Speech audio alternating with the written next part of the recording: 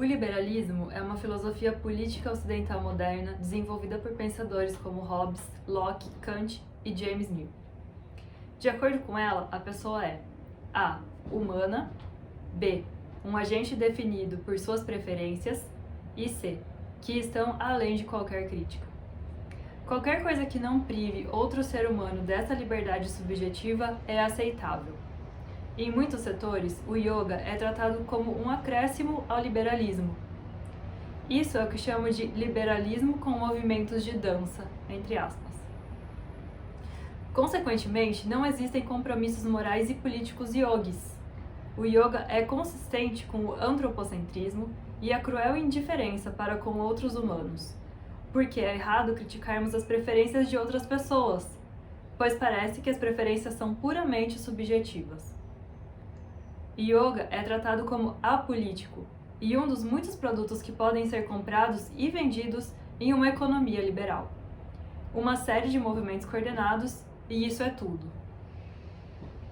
O Yoga Sutra endossa o espaço para que as pessoas determinem seus próprios ideais enquanto praticam Svadhyaya, ou autodeterminação, mas isso ocorre dentro do contexto mais amplo da prática de não conservativismo, tapas, e devoção à soberania de todos, Isvara Pranidhana. O liberalismo com movimentos de dança é um exemplo básico da apropriação do yoga pelo yoga ocidental. O yoga deve se comprometer a acabar com esse prejuízo. Eu traduzi esse texto do Dr. Shyam Ranganathan, que é do perfil Yoga Philosophy _com. Muito bom esse perfil, e eu vou comentar sobre isso no vídeo de agora.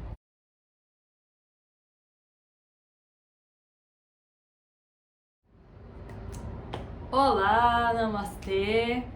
Tudo bem com você? Hoje a gente vai falar sobre yoga e liberalismo, um tema um pouquinho cabeludo, mas eu vou tentar simplificar aqui as ideias. Já aproveita, deixa seu like, se inscreve no canal e deixa seu comentário aí enquanto você for assistindo o vídeo, como sim, suas observações ao que eu venho falando, se tiver contribuições, estou aceitando plenamente.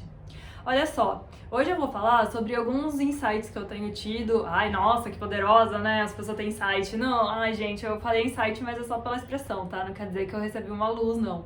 Quer dizer, estudos, né? Então foram aprendizados que eu venho tendo, assim, enquanto eu estou pesquisando, estudando mais sobre o que é liberalismo, o que é socialismo, como eles funcionam, como as pessoas que seguem esses ideais pensam, o que eles defendem. E vendo também um pouco sobre a história do yoga, como o yoga tem se portado dentro de diversas situações históricas e sociais dentro desse mundão aí, tanto na Índia quanto no Brasil.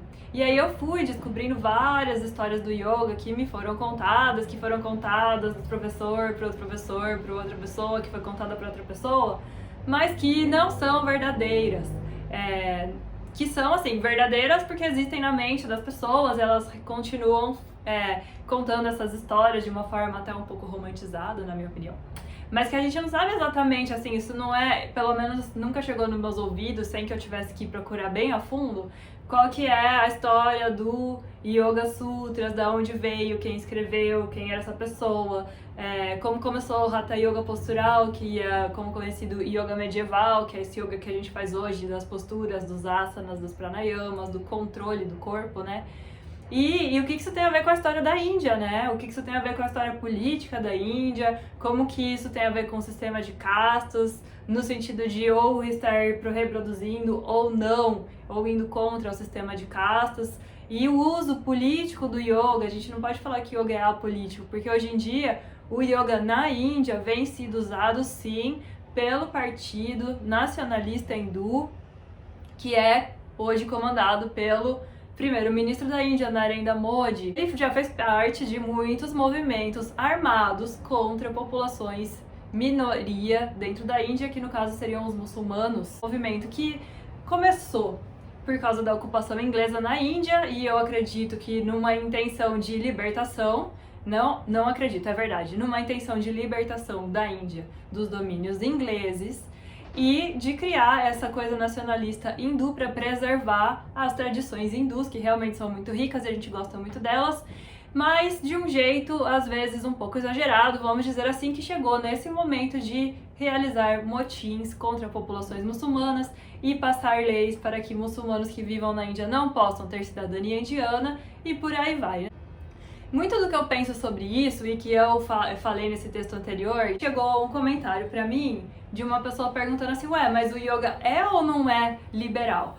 Então, hoje em dia, sim, o yoga está fazendo parte do processo liberal, como está escrito nesse texto, porque o texto do yoga, ele é interpretado de diversas formas, né? Então, a gente tem que ver primeiro que o texto que a gente mais utiliza, a gente usa muito o Yoga Sutras. E o Yoga Sutras foi escrito por Patanjali, que era um Brahmane, parte dessa casta dos Brahmanes, que na Índia é uma casta que está uma casta alta, né? Com que detém a sabedoria filosófica, cultural e religiosa do país. E naquele momento, e é isso até hoje em muitos casos, né, as pessoas elas necessitam dos brahmanes, né, elas necessitam das pessoas que fazem parte dessa casta, que são os cerimonialistas, são como se fossem padres aqui pra gente. Eles realizam os casamentos, eles vão realizar vários rituais, e existem muito ritual lá na Índia, né, que são realizados por essas pessoas que fazem parte dessa casta. Então você já tem que ter nascido de uma família, você nunca vai se tornar Brahmane. Você pode estudar o Yoga Sutras, frente e verso,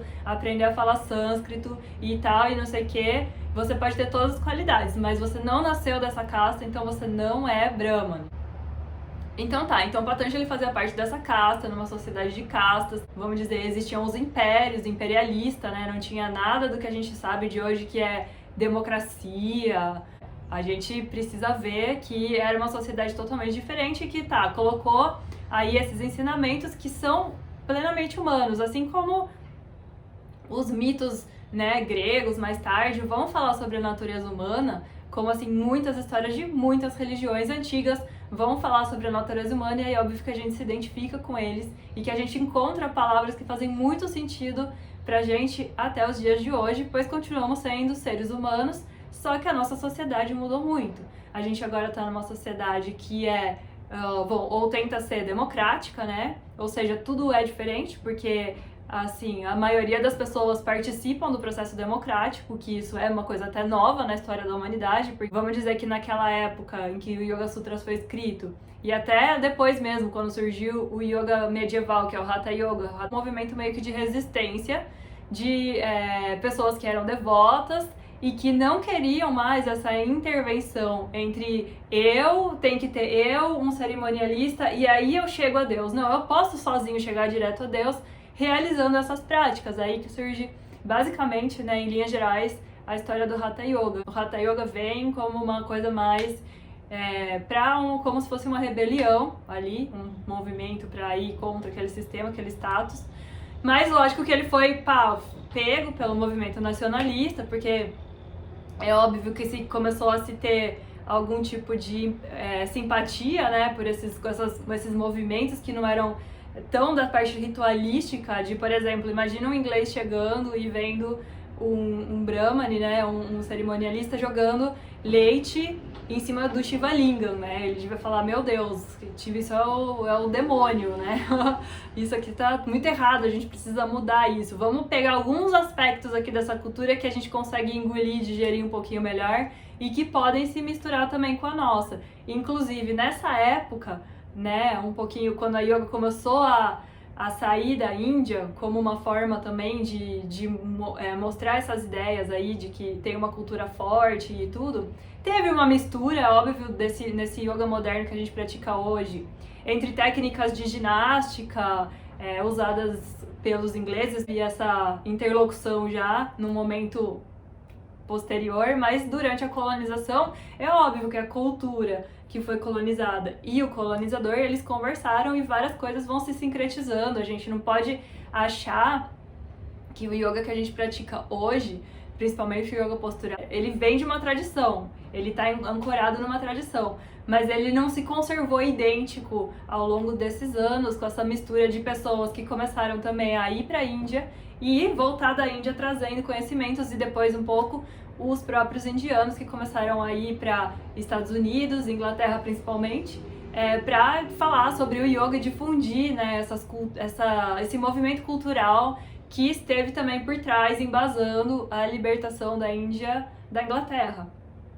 E o que acontece também nesse momento, inclusive acontece isso aqui bastante no Brasil, é o sincretismo, vamos dizer, a mistura, né, do yoga com o catolicismo. O Yoga Sutras ele foi interpretado de formas diferentes dependendo de quem estava lendo, né? Porque como são textos curtos e muito, assim, vamos dizer, secos, né? Não tem muito elucubração, existem diversas elucubrações e interpretações desse texto do Yoga Sutras. Então, até hoje a gente não tem como saber qual que é a verdadeira, a real. Existe a pessoa que interpretou. E eu acho legal e interessante a gente também começar a pensar quem são as primeiras pessoas a ter conexão com essa filosofia do yoga e passar adiante a partir da sua subjetividade. Então, todo mundo é assim, a gente vê o mundo de um jeito, mas a gente tem um espaço grande, que é o nosso espaço subjetivo, que é o jeito, a lente que a gente usa para ver o mundo, a gente interpreta, digere e passa adiante, que é isso que eu tô fazendo aqui com vocês. Enfim, então primeiro as pessoas aqui na América do Sul a falar sobre yoga são homens brancos de uma classe privilegiada, né? Então a gente começa a ver que a gente já tem algumas lentes aí entre nós e o yoga verdadeiro. Ok, hoje a gente vive então, como eu falei pra vocês, numa sociedade muito diferente daquela que foi o momento em que foi escrito o Yoga Sutras, né? Os Vedas e tudo. Então hoje a gente está numa sociedade que democráticos, né? Ou seja, tem a participação de todas as classes da população dentro do processo democrático, nem que seja através do voto, mas nós temos um sufrágio universal. Segunda coisa, nós vivemos numa sociedade capitalista, totalmente diferente de uma sociedade imperialista, né? Onde o imperador ou o rei, né, no caso da monarquia, ele tem a decisão sobre tudo o que acontece, ninguém participa dos processos, quem influencia muito é a aristocracia e a religião, então não tinha muito uma laicidade. Hoje a gente está num estado que se diz, né, na Constituição, um estado laico, e aí a religião não deve pautar, né, não deveria pautar as decisões federativas a nível governamental, né. Uma baita diferença, vamos pensar o quanto que isso é diferente, porque a gente vai tomar decisões baseadas em observação da população, em pesquisas concretas e em estudos, ou vamos tomar decisão baseado no que a Bíblia diz, no que o Alcorão diz. O jeito que as pessoas, os professores de hoje em dia, os formadores de opinião, vamos dizer, dentro do mundo do yoga, eles leem o Yoga Sutras e interpretam o Yoga Sutras e passam adiante o Yoga Sutras, é fortemente influenciado pela cultura que a gente vive. Então, como é interpretado hoje em dia a escritura? Porque é verdade que no Yoga Sutras, e em quase nenhum momento, tirando quando ele fala do Isvara Pranidhana, que é a respeito à soberania de todos, então eu não posso ser totalmente liberal ao ponto de que a minha liberdade é mais importante do que todo o resto. Eu tenho que considerar que existe a minha liberdade e existe a sua liberdade. E existe a liberdade de 1 milhão de pessoas com as quais a gente está conectado. Mas isso não é falado claramente no Yoga Sutras, né? Então muitas vezes a gente acha que Isvara Pranidhana é simplesmente um tipo de uma devoção a algo divino, uma coisa que está fora de nós, uma coisa assim imanente, vamos dizer assim. E aí a gente esquece que a gente está vivendo numa sociedade, que todos nós somos conectados, que as nossas ações afetam o todo, assim como o todo afeta a possibilidade de nós termos escolhas para agir.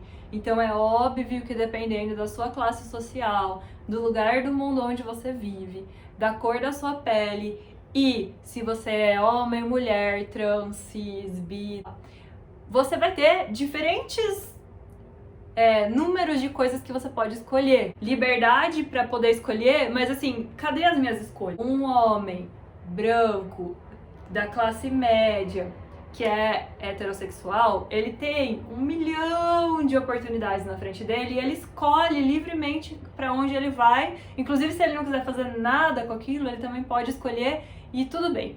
Agora, vamos pegar uma mulher negra de periferia. Será que ela tem tantas escolhas assim na frente dela para poder falar que ela é realmente livre?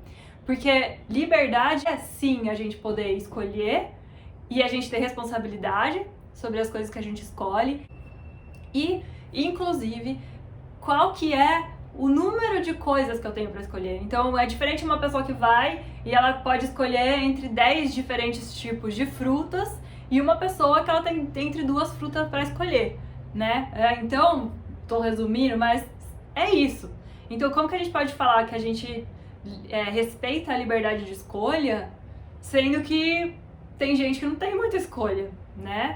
A grande maioria da população vive numa situação de que tem tantas escolhas quanto, né, uma outra parte minoritária da população.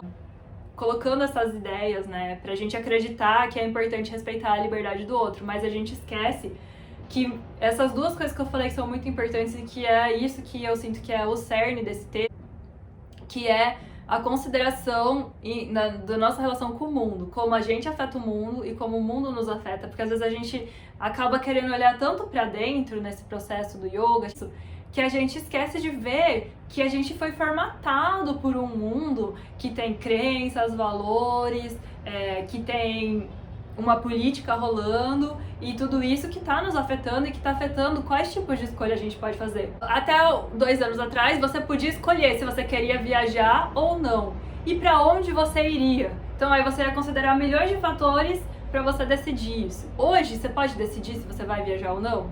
Acredito que não. Hoje você não decide, você não viaja e acabou. Mas você ainda precisa poder viajar para você decidir se você vai viajar ou não. É isso que é a coisa. Mas isso é porque existem várias coisas acontecendo, socialmente falando, processos históricos, processos que fazem parte da raiz da nossa sociedade e que a gente não percebe que aquilo afeta as nossas escolhas ou a possibilidade que a gente tenha de fazer escolhas. Todos nós somos responsáveis pelo todo também. Só que assim, se as pessoas não tiverem consciência das possibilidades de escolhas que elas têm, como que elas podem falar que elas são livres? O processo do yoga é desenvolver esse momento do dia de parar e se observar e conectar com o seu corpo para conseguir ir tendo alguma liberdade de escolha dentro desses processos. Dito que a gente também se apropriar desse discurso do yoga e observar que ele ajuda sim a reproduzir essa lógica liberal, que não tem, na verdade, respeito pela liberdade do outro, é a minha liberdade e sem ter em consideração as liberdades das outras pessoas que também querem poder fazer escolhas, que também merecem e que têm o direito. Então, ignorando o direito dessas pessoas, né? Subindo em cima disso, e aí às vezes a gente, sem querer, com uma boa intenção, que eu sinto que é essa intenção da gente pensar, estou ganhando autonomia sobre as minhas escolhas, sobre os meus pensamentos, mas se a gente não observar também todo o processo que afeta o nosso poder de fazer escolhas, a gente está deixando uma parte importante de lado também desse processo todo do autoestudo. Então eu espero que eu tenha respondido essa pergunta inicial sobre o post, se yoga tem a ver com liberalismo. Sim, o yoga pode reproduzir essa mesma lógica. Para fazer esse vídeo, eu me baseei muito nas aulas do Roberto Simões, na plataforma Yoga Contemporâneo, dando um pouco aqui para falar sobre os estudos que eu estou fazendo com o professor Gessé de Souza. E também um livro que eu li recentemente, que chama Esse Livro Não Vai Te Deixar Rico. O nome do autor é desconhecido, mas ele tem um Instagram, onde que eu tô tirando as ideias, né? Que eu não tirei da minha cabeça porque um dia eu recebi uma luz divina, tá? E vamos continuar conversando, deixa aí nos seus comentários o que você acha sobre isso. E obrigado pelo Senhor Amor, que faz camisetas que deixam você mais sexy, 7%. Eu amo as camisetas dele. E vamos terminar aqui.